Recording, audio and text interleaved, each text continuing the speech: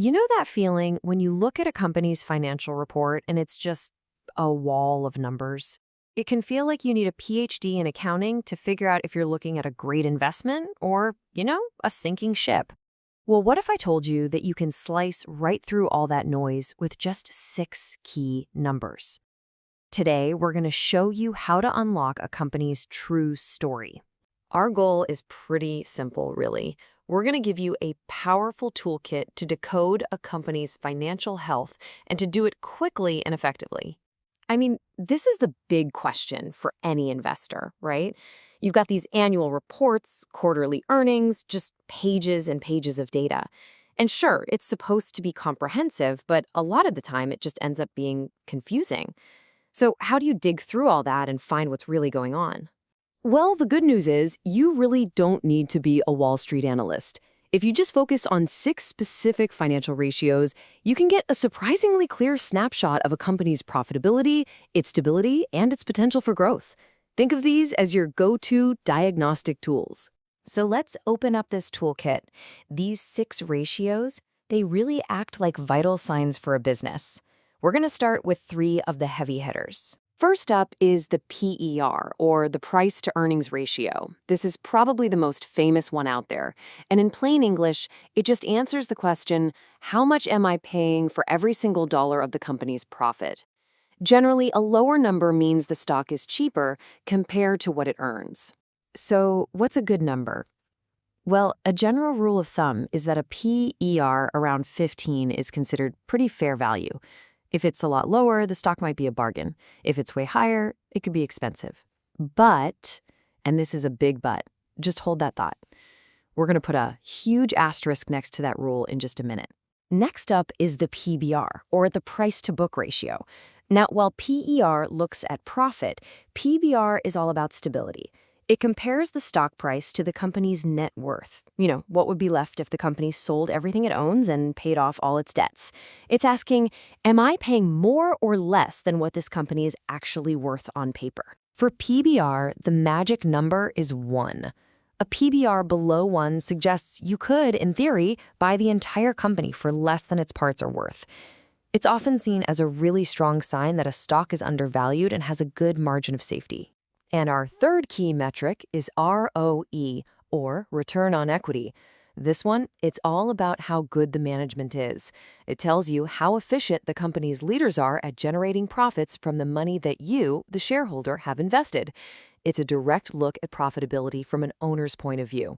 A really common benchmark for ROE is 10%.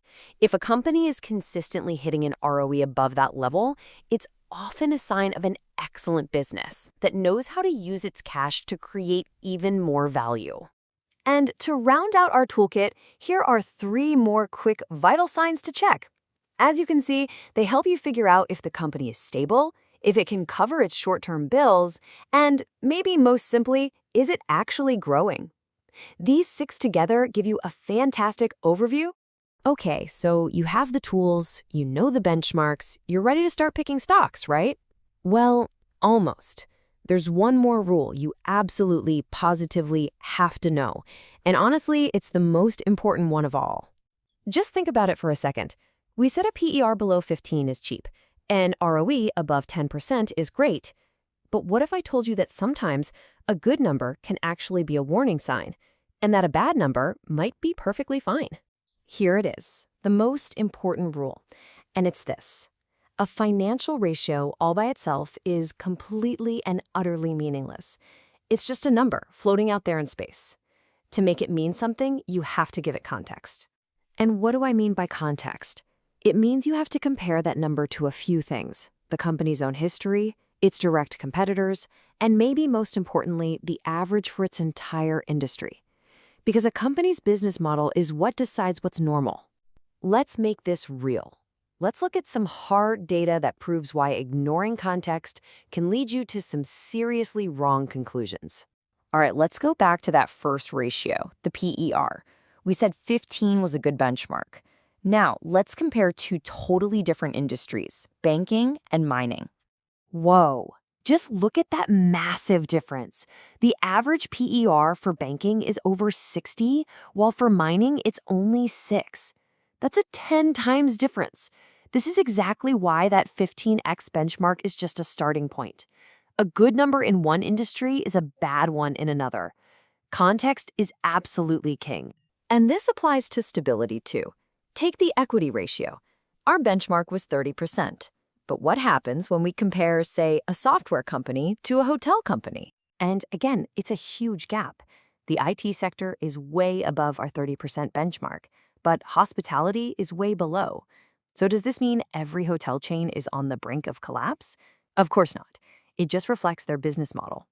A tech company doesn't have a lot of physical stuff, while a hotel chain owns massive buildings, often paid for with debt. Their financial DNA is just fundamentally different. So, what does this all mean for you? It means we have to upgrade our whole approach. We have to move from just a simple checklist to a much smarter kind of investigation. So here's your new framework. It's 3 simple steps. First, find the ratio. Easy enough. Second, check it against that general benchmark we talked about. But don't stop there. The third step is the most critical one. Investigate the context. Compare the number to its industry, to its history, and then ask the most powerful question in all of finance. Why? The answer to why that number is different, that's where you find the company's real story. You see, you're no longer just looking at a confusing wall of numbers. You have a toolkit, and you have a framework to turn all that data into a real story. You know that a number isn't the end of the story. It's just the beginning. So the next time you look at a company, you'll be able to ask the right questions and find the truth hiding in the finances. So, what story will you uncover?